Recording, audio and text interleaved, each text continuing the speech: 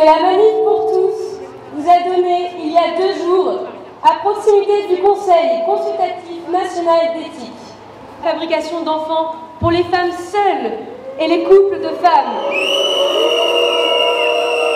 25 septembre 2018, nous allons lancer quelques slogans. Est-ce que vous êtes chaud?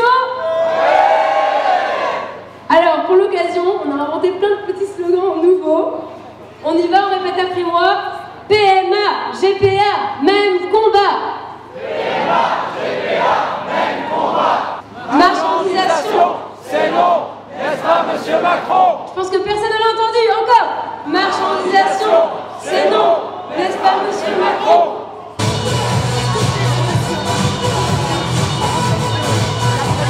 Naissance aussi responsable. Ah, dites-nous qui tient. Tout le monde sait comment on fait des bébés, mais personne sait comment on fait des papas. Monsieur, je sais tout, on aurait hérité, c'est ça.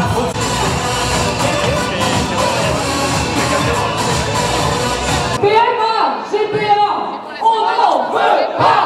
PMA, GPA, on n'en veut pas. Solamente te falta un beso, ese beso que siempre te prometí. Échame la culpa, solamente te falta un beso, solamente te falta un beso, ese beso que siempre te prometí.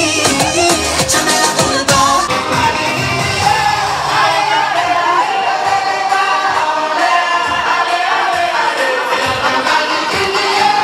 Allez, Paris, on bouge. PMA, GPA, on n'en veut pas.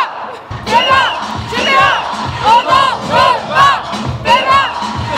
GPA, on n'en veut pas. Allez Paris, carton rouge, PMA, GPA, on n'en veut pas.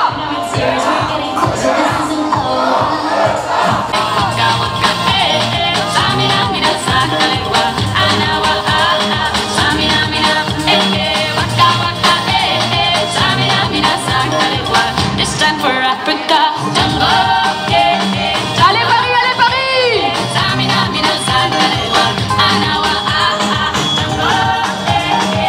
Et oui, monsieur Macron, nous sommes là, nous sommes de retour. Nous allons battre le pavé. Et non, nous ne laisserons pas faire la PMA. Nous ne voulons pas de la PMA. La PMA, c'est... Il est président du collectif des mères pour l'enfance et porte-parole de la Manif pour tous depuis 2013.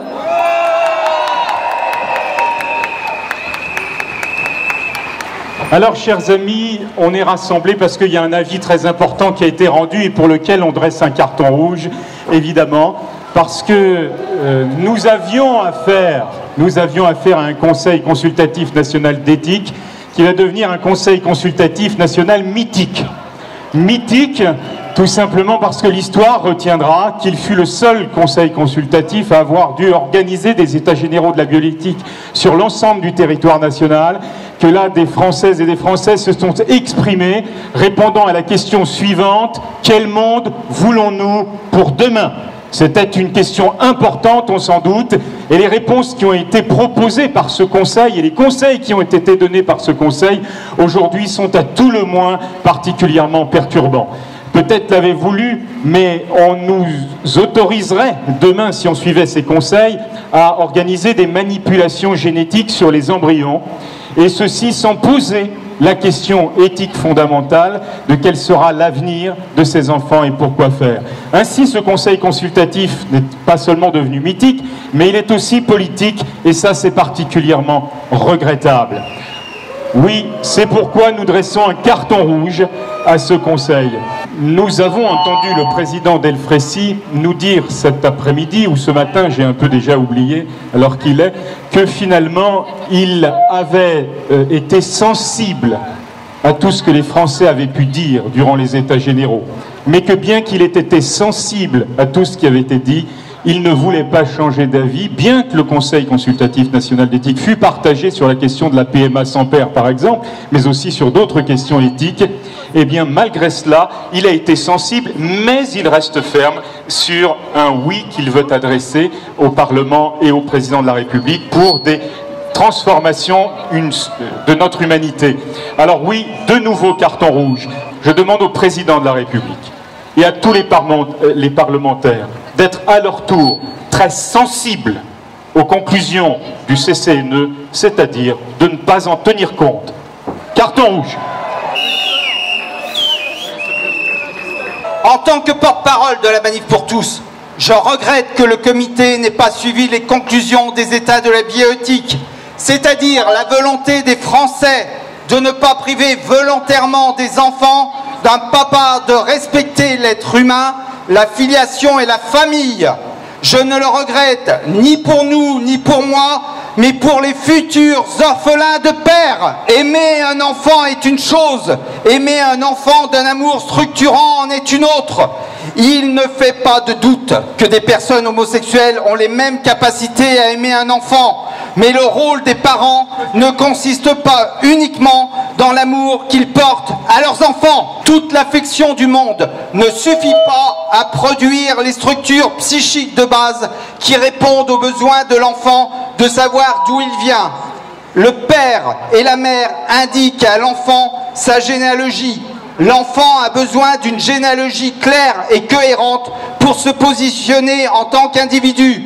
Nommer la filiation, ce n'est pas seulement indiquer par qui l'enfant sera élevé, avec qui il aura des relations affectives, qui sera son adulte référent, c'est aussi et surtout permettre à l'enfant de se situer dans la chaîne des générations, de connaître ses racines.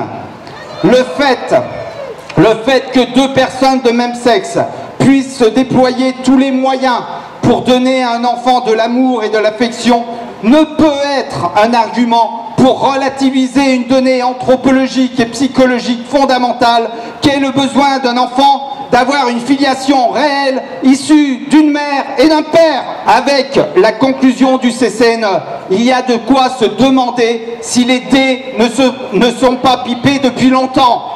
Nous savons tous que la PMA sans père est une revendication réclamée à cœur et à cri par la LGBTQI. Un premier pas dangereux vient donc d'être franchi.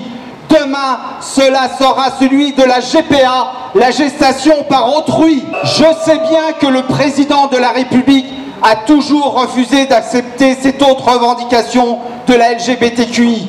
Mais cela me rappelle les défenseurs du Pax qui disaient qu'il n'y aurait jamais de loi permettant le mariage entre personnes de même sexe, comme les défenseurs du mariage pour tous omettaient d'évoquer l'adoption et se gardaient bien de parler de la PMA sans père. Je sais bien que le président de la République a toujours refusé d'accepter cette autre revendication de la LGBTQI. Mais cela me rappelle les défenseurs du Pax qui disaient qu'il n'y aurait jamais de loi permettant le mariage entre personnes de même sexe, comme les défenseurs du mariage pour tous omettaient d'évoquer l'adoption et se gardaient bien de parler de la PMA sans père. Si demain une loi permettait à un couple de femmes d'avoir un enfant et pas au couple d'hommes en tant qu'homosexuel, je me sentirais discriminé. Je ne suis pas en train de dire que je suis pour la GPA, je dis seulement que si une loi permet à un homme et une femme d'avoir un enfant naturel, adoption, PMA, si une loi permet à un couple d'hommes et à un couple de femmes d'avoir un enfant, adoption, si une nouvelle loi permet à un couple de femmes ou à une femme seule d'avoir un enfant, adoption, PMA, pourquoi moi, en tant qu'homosexuel homme, je n'aurais pas les mêmes droits? Si je me suis engagé contre le mariage pour tous, c'est justement pour ne pas en arriver à cela et pour dire haut et fort que si on accepte la PMA demain, on acceptera évidemment la GPA après-demain, et ce au nom du principe de non-discrimination. Devons-nous le redire, un enfant a besoin d'un père et d'une mère. Si demain une loi permettait à un couple de femmes d'avoir un enfant et pas au couple d'hommes en tant qu'homosexuel, je me sentirais discriminé. Je ne suis pas en train de dire que je suis pour la GPA, je dis seulement que si une loi permet à un homme et une femme d'avoir un enfant naturelle, adoption, PMA, si une loi permet à un couple d'hommes et à un couple de femmes d'avoir un enfant, adoption, si une nouvelle loi permet à un couple de femmes ou à une femme seule d'avoir un enfant, adoption, PMA, pourquoi moi, en tant qu'homosexuel homme, je n'aurais pas les mêmes droits? Si je me suis engagé contre le mariage pour tous, c'est justement pour ne pas en arriver à cela et pour dire haut et fort que si on accepte la PMA demain, on acceptera évidemment la GPA après-demain, et ce au nom du principe de non-discrimination. Devons-nous le redire, un enfant a besoin d'un père et d'une mère. Depuis la nuit des temps et partout dans le monde, est qu'un enfant naît d'un homme et d'une femme. La France, pays des droits de l'homme, doit montrer l'exemple. Elle doit conserver l'interdiction de la PMA aux couples de femmes et aux femmes seules et son corollaire, la gestation par autrui. La France, pays des droits de l'homme, se doit aussi d'être le pays du droit de l'enfant et non du droit à l'enfant.